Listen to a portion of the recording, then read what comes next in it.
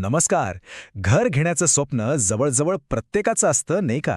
पण थांबा, एक असं डॉक्युमेंट आहे ज्याकडे आपण अनेकदा दुर्लक्ष करतो आणि त्या एका कागदाशिवाय आपलं स्वप्नातलं घर कायदेशीररित्या आपलं नसतंच. हो, मी बोलतोय भोगवटा प्रमाणपत्राबद्दल, म्हणजेच ऑक्युपन्सी सर्टिफिकेट. आता हा प्रश्न कदाचित साधा वाटेल, पण विचार करा. आपण आपल्या आयुष्याची सगळी कमाई लावून एक घर घेतो आणि मग कळतं की एका कागदामुळे ते घर बेकायदेशीर आहे. धक्का बसेल ना? ही एक छोटीशी चूक आपल्या स्वप्नांना कायदेशीर अडचणींच्या जंजाळात अडकवू शकते. तर आज आपण काय काय समजून घेणार आहोत. पहिलं म्हणजे स्वप्नातलं घर आणि त्यामागचं एक अपूर्ण सत्य.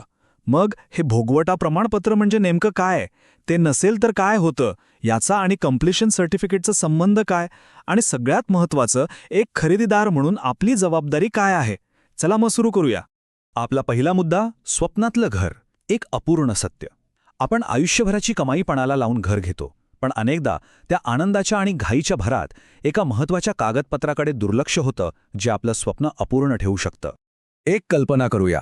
बिल्डरने तुम्हाला घराच्या चाव्या दिल्या आहेत, तुम्ही खूप खुश आहात. पण जेव्हा तुम्ही वीज आणि पाण्याच्या कनेक्शनसाठी अर्ज करता, तेव्हा तुम्हाला सांगितलं जातं, सॉरी, कनेक्शन नाही मिळू शकत.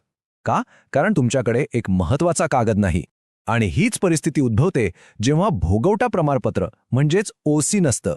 तर मग या सगळ्या समस्येवर उपाय काय? त्याचं उत्तर आहे भोगवटा प्रमाणपत्र. यालाच आपण ओसी म्हणतो.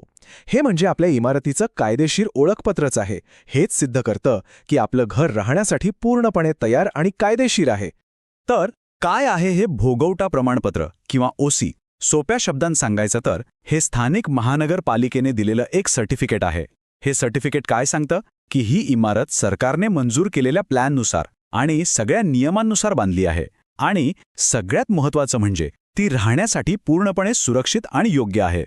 म्हणजे बघा, ओसी असेल तर काय काय गोष्टींची खात्री मिळते. एक, की बांधकाम मंजूर आराखड्याप्रमाणेच झालंय. दुसरं, ही इमारत राहण्यासाठी सेफ आहे. तिसरं, वीज, पाणी, ड्रेनेज यांसारख्या सगळ्या बेसिक सुविधा तिथे आहेत. आणि चौथं, ही इमारत कायदेशीर आहे, बेकायदेशीर नाही.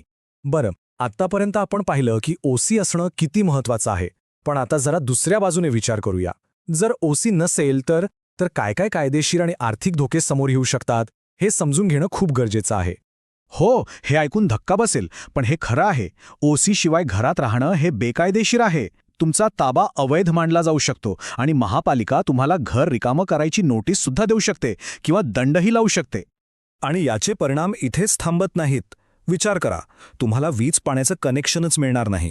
बँकेकडून होम लोन मिळणं जवळपास अशक्य होऊन बसेल. समजा तुम्हाला प्रॉपर्टी विकायची असेल तर ती विकता येणार नाही, कारण ओसी नसलेली प्रॉपर्टी कोण घेणार, बरोबर? याशिवाय दंड, कायदेशीर कारवाईचा धोका, इतकंच काय, तुमची अख्खी इमारतच अवैध घोषित केली जाऊ शकते. आणि हा काही साधासुद्धा नियम नाहीये. आपल्या देशाच्या सर्वोच्च न्यायालयाने म्हणजे सुप्रीम कोर्टाने हे स्पष्ट केलं आहे की ज्या इमारतींना ओसी नाही त्यांना वीज आणि पाणी कनेक्शन देता येणार नाही. म्हणजे बघा, या कागदाला किती कायदेशीर वजन आहे. आता इथे ना लोकांचा खूप गोंधळ होतो. एक असतं ओसी आणि दुसरं असतं सीसी. सीसी म्हणजे कम्प्लिशन सर्टिफिकेट. लोकांना वाटतं दोन्ही सारखंच आहे, पण तसं अजिबात नाही. चला, या दोघांमधला फरक अगदी सोप्या भाषेत समजून घेऊया. बघा, सीसी म्हणजे कम्प्लिशन सर्टिफिकेट हे काय सांगतं की इमारतीचं बांधकाम प्लॅननुसार पूर्ण झालंय. बस, ही झाली पहिली पायरी. पण ओसी म्हणजे भोगवटा प्रमाणपत्र हे सांगतं की इमारत फक्त बांधून पूर्ण नाही झाली, तर ती राहण्यासाठी सुरक्षित आहे आणि त्यात सगळ्या सुविधा आहेत. सोप्या भाषेत, सीसी म्हणजे बिल्डिंग रेडी आहे आणि ओसी म्हणजे आता तुम्ही आत जाऊन राहू शकता. ही फायनल परवानगी आहे.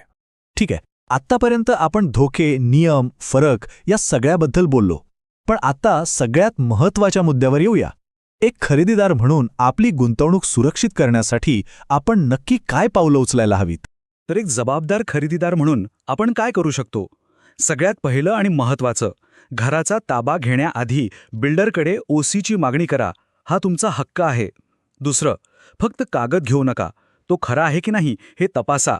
त्यासाठी तुम्ही महानगरपालिकेच्या वेबसाईटवर किंवा ऑफिसमध्ये जाऊन व्हेरीफाय करू शकता. तिसरं, जर बिल्डर टाळाटाळ करत असेल तर लगेच एखाद्या चांगल्या प्रॉपर्टी लॉयरचा सल्ला घ्या. आणि शेवटचा उपाय, तुम्ही ग्राहक मंचात किंवा रेरामध्ये बिल्डरविरुद्ध तक्रारही दाखल करू शकता. हे एक वाक्य कायम लक्षात ठेवा. ओसी शिवाय आपलं घर कायदेशीरदृष्ट्या आपलं नसतं. हे कदाचित कठोर वाटेल, पण हेच सत्य आहे. या एका कागदाशिवाय आपली मालकी नेहमीच अपूर्ण आणि धोक्यात असते. म्हणूनच पुढच्या वेळी जेव्हा आपण घर खरेदी करण्याचा विचार कराल तेव्हा स्वतःला हा एक प्रश्न नक्की विचारा.